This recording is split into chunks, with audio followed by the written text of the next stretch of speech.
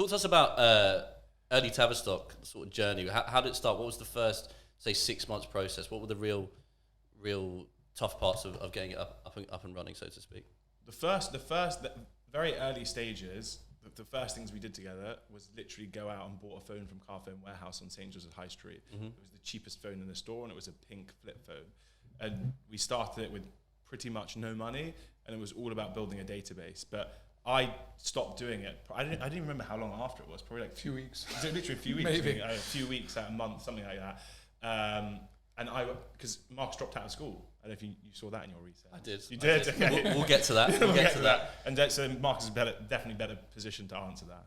Okay, so what? And then you were still at I was still at school, and you were day to day doing it no matter what.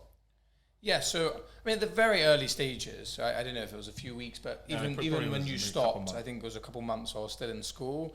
It was nice to have that where like it wasn't kind of my full responsibility. So it was kind of something I was doing part time, and that meant we could allow it to kind of organically grow.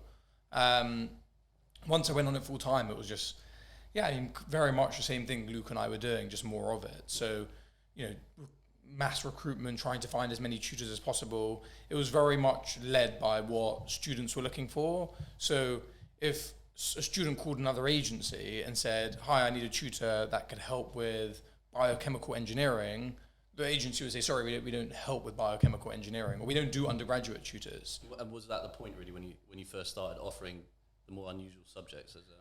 I think initially it was just a point of trying to make money, but then when the 20th call was someone who wanted that more unusual subject, we were just keen to make money. But in the early days, did you do that a lot more and offer quite unusual educational services, so to speak?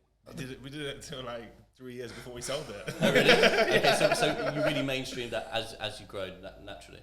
It stayed that way. We would just try and find. I mean, it got to a stage where if someone was going to call and ask for something ridiculous, although do have a great story of someone calling and asking for a Tetris coach.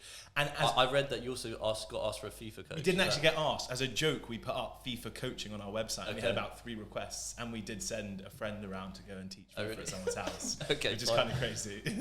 What we found out quite early on was, so after we started to make a little bit of money, we then invested in the website. And to compete for kind of the mainstream subjects, so take mathematics at GCSE level, it was very hard to have kind of a top rank position on Google. But then when someone called up and said, "Hey, I'm looking for a real estate tutor," we're like, "Okay, fantastic." Went out, sourced a real estate tutor. And once we had that tutor, we then put them on our website and created a real estate kind of, subject page on our website. And then all these requests started coming in for real estate. We're like, it can't be that busy of a subject, that we're getting more requests for real estate than we are for physics A level.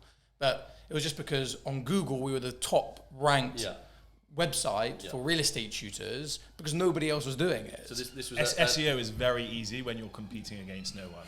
Okay, I get that. So then from there, we then thought, how can we expand out of these kind of more unusual niche subjects? Yeah. So we just started creating loads of pages. We'd go onto kind of university websites and had a look at what masters they have, and then create subjects pages specifically around those subjects. Okay, and then the request started to come in. You were actually hunting students for really unusual subjects, as in university students to teach. Yeah, I think it was more almost led by what we could rank for on Google. Okay, so it was completely that, just the least amount of competition, I guess, is the point there. And but also we got random requests from people, and we'd be like, "Oh, so it did actually fit with the demand. You didn't create a demand.